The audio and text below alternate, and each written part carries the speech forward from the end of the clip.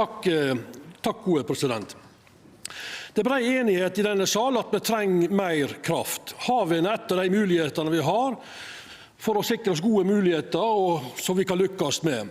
Formålet med lovendringer vi i dag behandler er å tilrettelegge for utnytting av fornybare energiressurser til havs i samsvar med samfunnsmessige målsettinger, og for at energianlegg blir planlagt og bygd og disponert slik at omsynet til elektrisitetsforsyning, miljøsikkerhet, næringsvirksomhet og andre interesser blir ivaretatt på en god måte.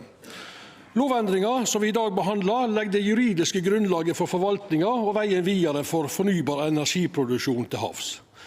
Lovforslaget gjelder prosessen fram mot søknad om tildeling av konsesjon for produksjonsanlegg innenfor et område som åpner opp for utvikling av fornybar energiproduksjon til havs.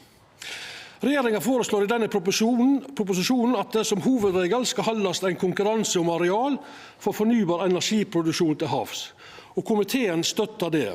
Men det er et stort flertall i Stortinget som har i merknadene beskrevet hvordan unntaksregelen i lovteksten skal forstås.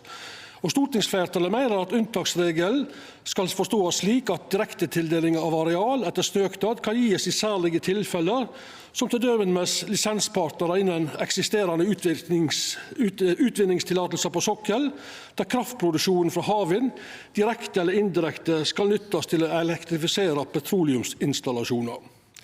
Flertallet mener dette vil kunne bidra til raskere utbygging av havvind og til raskere elektrifisering av petroleumsvirksomheten. Hensynet til miljø og sameksistens med fiskeri og annen næringsvirksomhet skal også i slike tilfeller vektlegges tungt, og unntakspraksis må baseres på åpne, objektive og etterprøvbare kriterier.